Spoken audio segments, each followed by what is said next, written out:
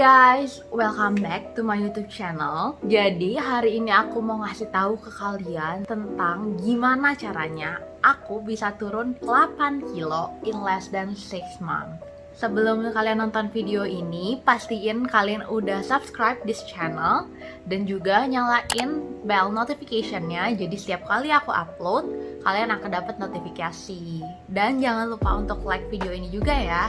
Jadi aku itu sekarang beratnya tuh 48 kilo, tinggi aku 154 cm, dan terakhir aku beratnya 48 kilo itu pas SMA. Pas lulus SMA aku masih 48, begitu pindah ke Bandung beratku 52. Mulai semester akhir aku jadi 54 beratnya. Terus abis itu aku jalan-jalan keliling Jawa, balik-balik berat aku 56 kilo. Aku bakal kasih lihat fotonya di sini. Aku sekarang beratnya 48 kilo. Ini fotonya kalau full body. Awalnya sebenarnya aku nggak ada niatan buat diet sama sekali. Jadi emang jadi berat aku eventually turun. Dan ini menurut aku cara diet yang sama sekali nggak nyiksa. Karena aku pribadi orangnya suka banget makan. Aku bakal share ke kalian cara aku tetap bisa makan enak tapi berat aku bisa turun 8 kilo. Oh ya, disclaimer dulu, ini tuh cukup sulit buat aku karena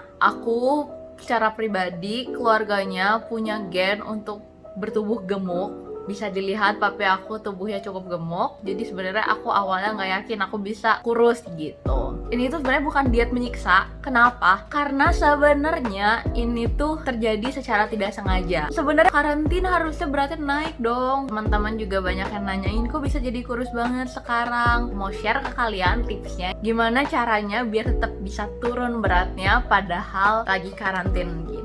Dulu waktu sebelum aku ngejalanin tipe diet seperti ini, aku tuh buang air besar seminggu sekali. Bukan yang tipe udah langsung ke toilet udah, cuman cukup sulit. Menurut aku dengan tipe diet seperti ini, aku bisa memperbaiki metabolisme aku, at least meningkatkan lah ya. Aku itu makannya berkurang banget porsinya. Di karantina aku sering banget nyoba masak ini itu, dan jadinya cemilan. Itu ngebuat aku makan dikit pas makan beratnya. Misalnya gini, aku kan pagi sarapan, abis aku sarapan, aku anti siang aku makan siang. Habis makan siang, aku udah mulai bosan, aku masak. Jadi itu jadi cemilan aku kan. Di malam, aku jadi makannya dikit gara-gara aku bikin cemilan. Yang dulunya aku makan nasi, itu 2 centong nasi. Sekarang aku cuma makan 1 centong nasi doang. Awal-awal sih sebenarnya aku masih makan 1,5 centong nasi. Tapi lama-lama tuh karena makin sering dan kayak jadinya cepet enek gitu, jadi porsi nasi aku pun berkurang. Dan aku benar-benar nggak yang oh ya aku nggak boleh makan gorengan, aku nggak boleh makan lemak, aku nggak boleh makan ini, enggak. Cuman porsinya aku kurangin. Misalnya di meja makan itu ada ayam goreng, ada telur goreng, dan ada sayuran. Sekarang aku tuh makan 1 centong nasi aja cukup. Ayam goreng bisa jadi aku cuma ambil 1, atau bahkan aku males makan ayam goreng. Dan aku kalau udah ada ayam goreng, aku biasa nggak ambil telur goreng lagi, atau nggak aku cuma ambil kecil dikit doang. Tapi sayurnya aku banyakin gitu. Dan penting banget sih menurut aku sebelum makan itu minum dulu. Jadi kita tahu kapan kita kenyangnya, karena perut kita udah terisi. Gak harus banyak-banyak. Aku sih biasa bahkan minum cuman setengah gelas. Minum dulu beberapa menit sebelum makan, habis itu baru lanjut makan kayak gitu. Itu akan mengurangi porsi kita juga sih. Jadi otomatis kayak oh ya kita lebih cepat kenyang gitu. Karena kadang-kadang kalau kita nggak minum dulu, kita ngerasa oh kita masih lapar. Padahal itu karena kita belum minum.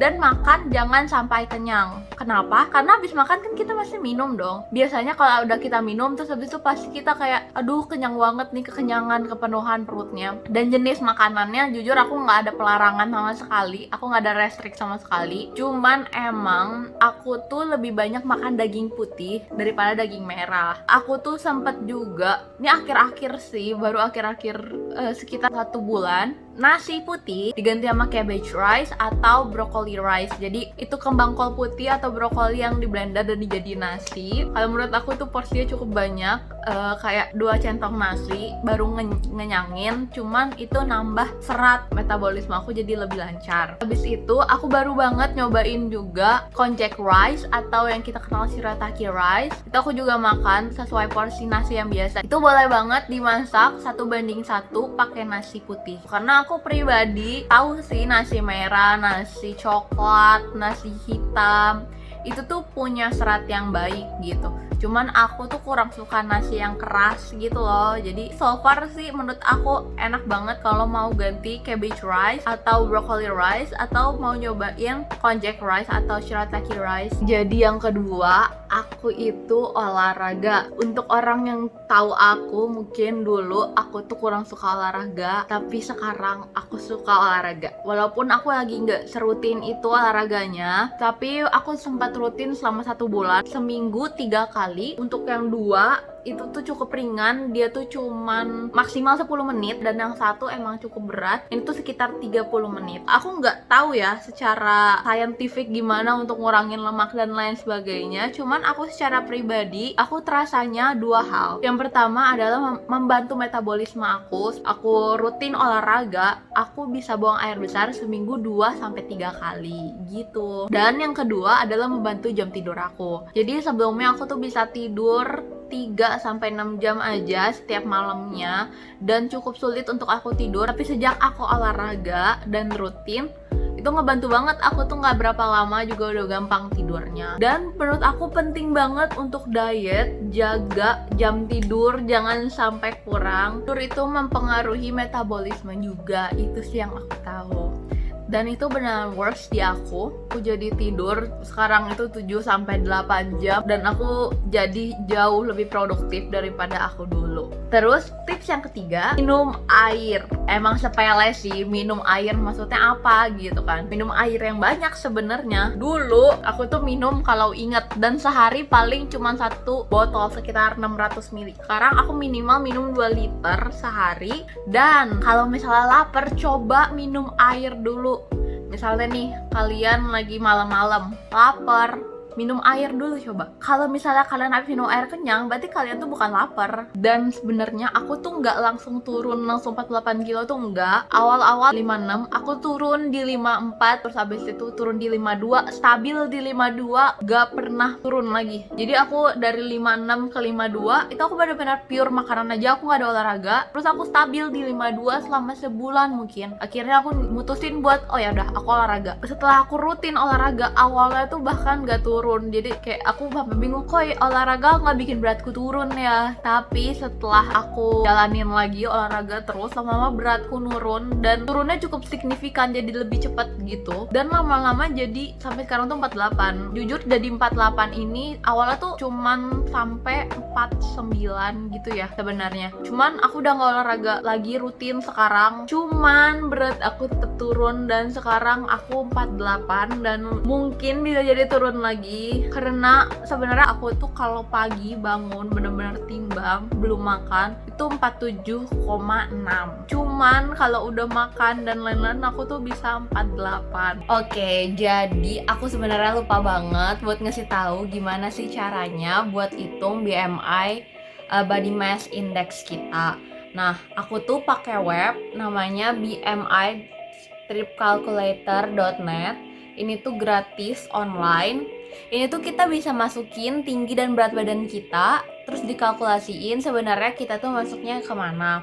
Nah, classification-nya tuh kayak gini. Dia itu ada underweight, normal weight, overweight, obesity class 1, class 2, sama morbid obesity. Karena kita biasa pakai matrix, aku nggak tahu. Jadi karena kita biasa pakai satuan matrix, bisa dipilih di sini ada yang satuannya matrix. Ini tuh tinggal isi aja sebenarnya. Aku tinggal calculate, pencet, situ ketahuan kalau misalnya aku sekarang BMI-nya itu 20,5, berarti aku masih kategori normal weight. Jadi BMI yang normal kalau menurut dia itu 18,5 sampai 24,9. Bisa banget hitung yang lain kayak body fat percentage gitu-gitu. Cuman aku secara pribadi aku cuman pakai buat ngitung BMI apakah berat badan aku normal weight atau perlu dinaikin apa perlu diturunin. Jangan lupa like video ini dan juga subscribe channel ini ya. See you on the next video. Bye.